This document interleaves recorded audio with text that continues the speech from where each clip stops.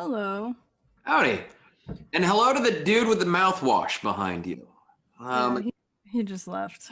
Oral hygiene is important. It's, if, hmm if the brain is the second gut, or I'm sorry, if the gut is the second brain, then I Brain. assume that that's, that's where you put your fuel. So gotta kill the funk, I guess. But not kill the funk because you need funk. We need funk in our lives. hmm All How are right. you doing today? I'm great, ladies, gents, others, those at home, at work, shamming. And if you're at work getting paid to hang out and listen to this podcast, thank you very much. Way to stick it to the man or woman or other, whatever. Stick it to the person in charge. We're joined with Scary Jeri. How are you doing, man? I'm doing great. Having a good day. Excellent. How did it start? I woke up, I did some schoolwork, and I took a shower, and now I'm talking to you. Awesome. All good things. Again, hygiene, hygiene, hygiene. hmm Yeah. I mean, it's one thing to be like Scary Jeri, but it's one thing to be like Scary Jeri who smells terrible. Yeah, no, that's not me. Good, good. Because hygiene's important. Um, so where to start? Who are you? I am Scary Jerry. I'm an artist slash producer slash musician slash advocate. I make lots of music. I love writing, playing instruments, things of that nature. Okay, so that's established the who and the what. When did you start making music? I was around 10 years old. What inspired you? Honestly, I have no idea. My dad said I've just kind of been a performer since I was 3 years old. Like, he knew I was going to grow up to do something that was around like the area of performing. Um, if I had to say what inspired me, I remember listening to The Killers and Green Day when I was like 10 years old and thinking, I am going to learn how to play the guitar. And so I ended up learning how to play the guitar. What was it about the guitar that spoke to you as an instrument? I especially loved the sound of electric guitars, just the heavy distortion and like the power behind it. It's just something about that spoke to me. I just love the sound. Okay. Um, so when did you start producing your own music? 2018, I believe, is when I started, so not that long ago. We're gonna bounce around all over because there's a lot of questions for you. Do you remember some of your early songs and what they were about? Yeah, some of the first songs I wrote was just stuff that I wrote on guitar when I was probably like 12 years old. Like silly love songs and songs about like how I felt because I've struggled with mental illness since I was really young. So I even wrote songs about that when I was super young, but I didn't really know what I was writing about. I was just writing my feelings. When it comes to like writing your feelings, like how do you decide what to share? I'm pretty open about what I share. I don't really hold much back when it comes to music. I feel like music's the one thing where I should be able to be as open and honest about myself and how I feel. So I I write exactly what I want to. One of the benefits of being an independent artist. Um, Yeah. again, bouncing around software wise for production, what do you use? I use Logic Pro X mostly, but I have used Ableton Live a few times. Now, one of your tracks on your SoundCloud page was an iPhone demo. Did you record that on your iPhone? I did with the GarageBand app on my iPhone. How was that experience? I mean, you're not the first person who's recorded a song on their iPhone, but yours definitely didn't sound like it was recorded on an iPhone. Can you walk me Really? through? Really, it sounded as lo-fi as it was supposed to sound. Like it sounded like it Mm. was supposed to sound, if that makes sense. Not everything has to be super dialed in with a $3,000 an hour engineer. Like I Sometimes it agree. sounds the way it's supposed to sound because that's the way it's supposed to sound. And there's a long history of Anchorage producers, guys like Jazz Soon, who just made the beat sound the way it was supposed to sound because that's the way it's supposed to sound. So it sounds gnarly. It sounds Mm. it sounds a little bit rough because it's supposed to sound that way.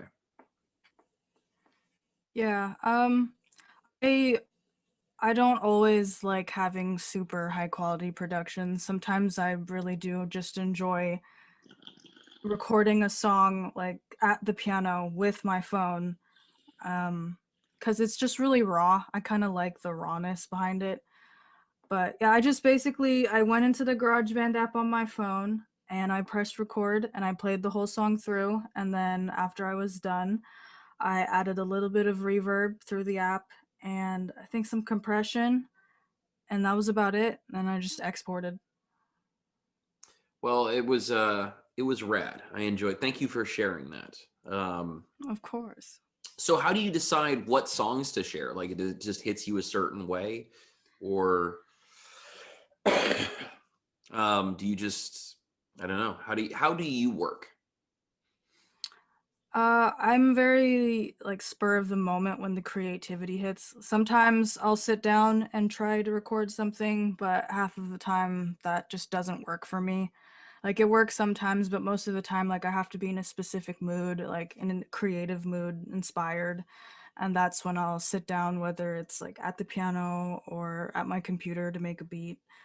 But yeah, it's when the creativity hits is normally when that happens. Do you have any tools or any tricks that you use to kind of flip the creativity switch, or is it just sort of like the muse comes and goes as she wishes? Sometimes it's both. I like to listen to artists that are inspiring me at the moment. If I do want to flip it on, I'll put on some music that is currently inspiring me and then just see where it takes me. Over the last couple of years, can you talk about some of the artists that have inspired you? Local artists that I've been really inspired by St. Dion, Poetic Kellen, or Christopher Kellen.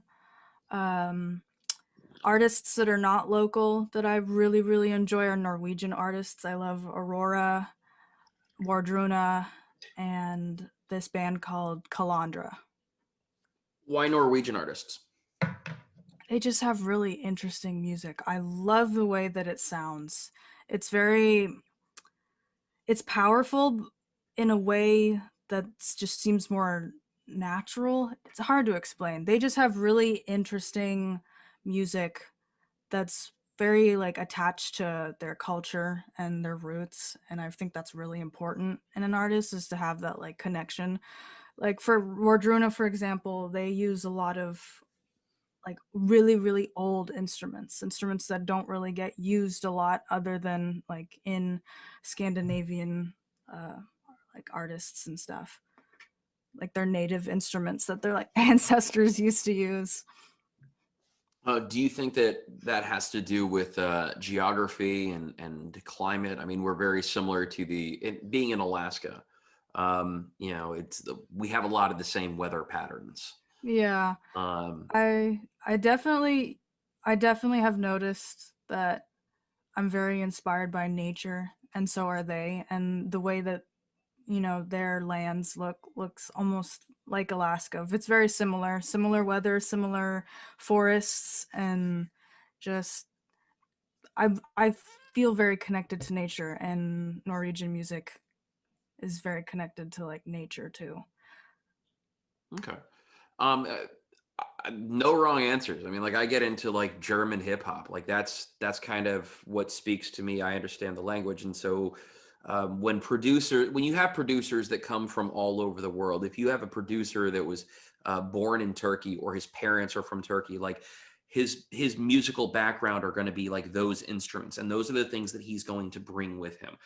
There are artists, German producers born in Iran, guys like Azad, who brought Iranian music over and sort of injected it into rap, and the two things very much go together because the way the use of strings, the vocal inflections and tones, and it just it works well in that environment. So yeah, there's um, some shit just speaks to you in a way that nothing else is supposed to. Yeah. Um, so aside from like listening to other artists, I mean, do you other things? Do you go for a walk? Do you go for a drive? Do you, like, I don't know, you eat a turkey sandwich or something? I mean, like, are there other things that you do to sort of help get that going so you don't find yourself in like a writer's rut? Um, I don't really ever find myself in like having writer's block. That's just not something that happens to me. So I don't really have to I don't really need to like have other ways to get my creativity flowing.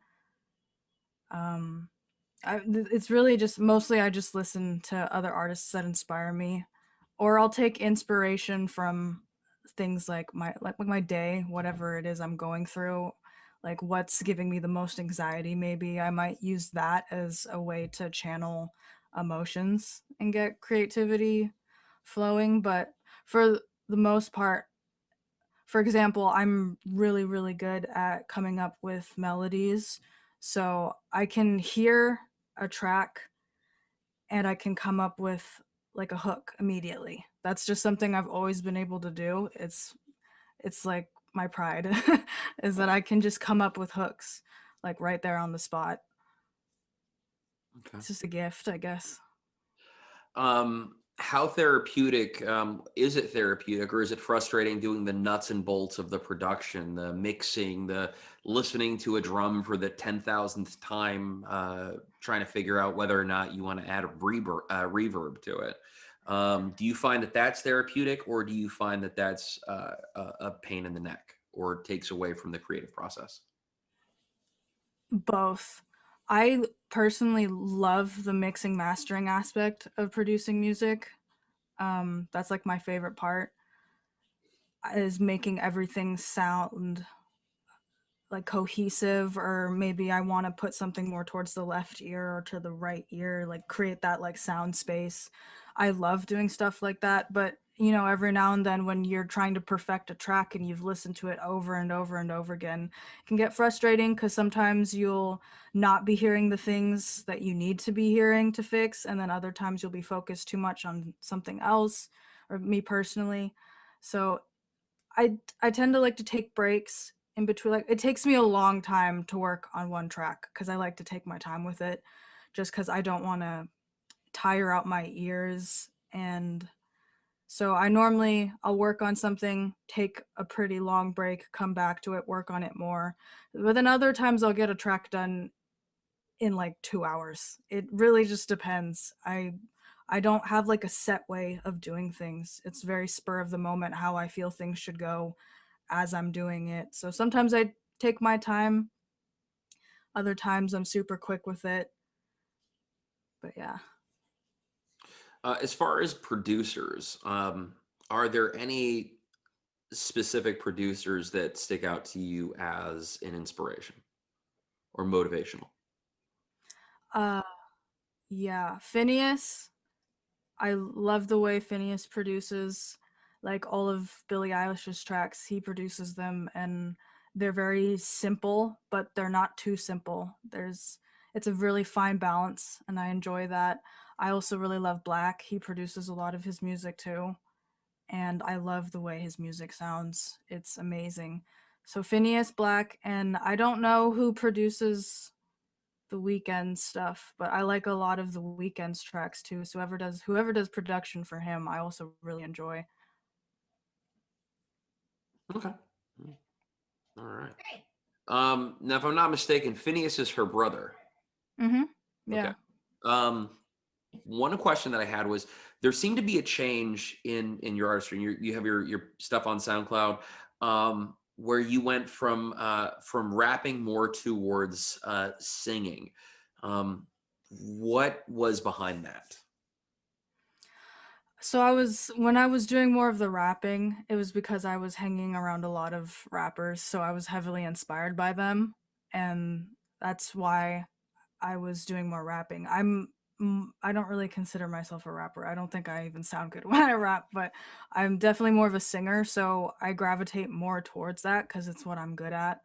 But I was very inspired by the people I was hanging around and the way that they could flow and rhyme, and so I tried to challenge myself in that way, see if I could also do it.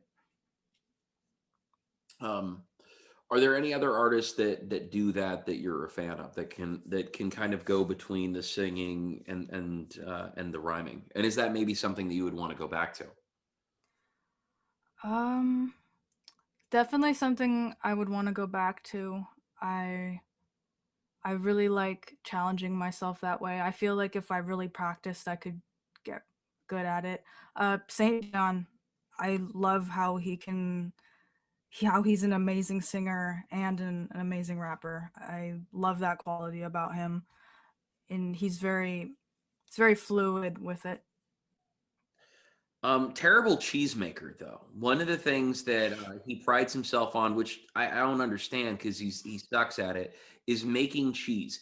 He's very proud of his ability to like something about like making the cheese culture with the milk and something about butter, like buttermilk. I don't know. He explained it to me once. It made no sense, and he sounded crazy. By the way, that conversation never happened. We never had a conversation about making cheese, and I'm sure that if young Saint Dion, who I'm not sure is actually a Catholic, I don't know who made him a saint, but you know what, you can call yourself what you want to call yourself. In the words of the barber in Coming to America, the man wants to call himself Muhammad Ali, he can call himself Muhammad Ali. If a man wants to call himself Saint Dion, who cares if he's not even Catholic? Yeah. That's funny. Um, I didn't know about the cheese thing. I didn't either. I just made it up on the spot. I don't even know if he likes cheese. He could be totally allergic to dairy. In fact, he probably is. In fact, he's probably got like his mom might be listening to this. He can't eat dairy. Why is he eating dairy? He knows he's gonna shit his pants. Oh, my boy's gonna shit his pants in public. She's crying for him. She's at home right Uh, now. She's teared up. She's like, he's gonna shit his pants in public. Oh my gosh, even the smell of cheese, it makes him nauseous. It's going to be disgusting and he won't have any friends. That's exactly how it's going to happen. Before what's next, how'd you get the name? I came up with the name. People ask me what it means all the time, like why Scary Jeri, and I tell them, well, one, it rhymes, so it just rolls off the tongue. Secondly, because I've been told when I get angry that I'm very scary, so I was like, Scary Jeri, it works. Okay. Well, there you go. There's your answer. So what's next for Scary Jerry? I'm currently working. Well, my album's gonna be released March 12th. So that was like the major project that I was working on, and I'm so excited for it to be released because it's a collection of all the music. It's all self-produced, all my self-produced music from 2018 till now. And you can see how I've changed and how I've grown throughout the whole thing. So it's very dear to me. And then I'm also working on a second album that will probably take me just as long. uh, I want to start playing shows whenever it's safe to do so and COVID's no longer a major issue. I also have a group called Rage City Productions, and I've been doing my best to help them, grow as artists and just get out there more and grow their talents. So hopefully I'll have some shows with them as well because they're super talented. Well, we have fights coming up real soon. Like we haven't slowed down for shit on the Kenai Peninsula. We had professional wrestling. Like when the rest of the world was shocked up and locked down and couldn't go anywhere, we had Hornswoggle of WWE fame. Now he's just Swoggle. He's a little guy who got his name shortened even more. But we had professional wrestling down on the Kenai Peninsula when everyone else was locked down. In fact, it's so good that one of the professional wrestlers out of Fairbanks, Freya the Slayer, the Queen of the North, parlayed that professional wrestling in Soldotna, Alaska, into the AEW screen. She's on television, a professional wrestler from Fairbanks, Alaska, power bombing broads. She's unnatural. She's the queen of the north. She is Freya, the Slayer. And I got to do commentary for that fight. So it was very cool. So shout out to That's Freya the amazing. Slayer. She's awesome. So Alaskans are representing very, very well all over the world. What do you call someone Hmm. from Anchorage? Are they an Anchorage? I have no idea. I have I like no. how the dude just like snuck in like we wouldn't see him. Like I don't know what to call an Anchorosian. I like Anchorosian. Yeah, I have no idea. Anchorosian. I feel like Anchor. I guess the way you say it is the best. Sounds the best. I can't think of anything else. The other way would be like New Yorker would be like an Anchorager. I'm an Yeah, that doesn't sound Anchorager. right. No, it That sounds doesn't sound terrible. right. Yeah. I'm an Anchorager. No. You're Anchorosian. And even Yeah, that sounds way better. it sounds a little bit exotic, but like cold north exotic. It's Hmm. almost like Norwegian, which would be good for you. You're Anchorosian. I like that. Yeah. All right. Jerry, thank you so much for your time, ma'am. Thank you so much for your energy. Keep us up to date. Let us know what you're working on. Can I play any of your music in the intro to this podcast? Can I got it. Go ahead. Any of it. Perfect. Perfect. As long as I have consent, I can't get taken off of SoundCloud. Yeah, no, go for it. All right, perfect. Scary Jerry, thank you so much for your time. Thank you so much for your energy. I Can was the last single. The current single out with Saint Dion is what? Freedom of fear. All right. Oh shit! We skipped out a whole bunch of stuff. Do you have a couple minutes? I still do, yeah. Perfect. All right. Bigger question because Freedom of Fear came out on well your other birthday, the anniversary of your sobriety. Hmm. What was there any like one thing that you can discuss that was like, what, I'm not going to do that again. Whatever, whether it was alcohol, whether it was drugs. I personally have struggled. I smoke weed, but it's a weird thing to say. I've been sober for like 5 years. Yeah, so I had a pretty bad alcohol, Xanax, and cocaine problem. I think alcohol was definitely the worst. I was drinking like every morning, every night. It was bad. There was this one time, like I'd black out a lot, and I got into a really bad fight with my mom, and I ended up putting her in the hospital. And that's when I decided I'm never ever gonna do that to my own family ever again. So I quit. I went cold turkey. I haven't touched it since. No alcohol, no nothing except for weed. That's like the one thing that like keeps me level, helps with pain and anxiety and stuff like that. But for me, I almost shit my pants after I was sober. Out Hmm. like, yeah, like the alcohol had come to a point where I couldn't control my bowels. And I was a functional alcoholic and I was a dare instructor, a dare counselor at the same Hmm. time. Yeah, no, Wow. there was an irony and hypocrisy that I did not catch. Um, but yeah, my alcoholism got to the point where I couldn't ride on a rope swing because and that was the great thing was like it would have had I shit my pants, I would have been on a rope swing when I did it in front of like the kids of my bosses. It would have been a thing to remember, and no one would have forgotten. How's your I'm assuming the relationship with your mom is better now. Much better, yeah. I still live at home because I'm in college. I graduate in March, but it's been nice to stay at home and not have to pay rent and not have to worry about that financial part. So yeah, relationship with my mother is much better. We were able to forgive each other, and like she saw the work that I was putting in to better myself. So What are you going to school for? music production, yeah, it's pretty great. I take classes with online classes with LA Recording School. Okay, but I'll only call bullshit because it's like getting a degree in Spanish when you grew up speaking Spanish. So no, congratulations on getting a degree in something that you enjoy doing, something that you know how to do, and something that you've been doing before you walked into the classroom. Some people are supposed to be accountants, and some people are not supposed to be accountants. Yeah. Thank you for not trying to become an accountant. I would never. Um, yeah, just keep doing what you're doing. Have fun. And if you're not having fun, then what's the point? Exactly.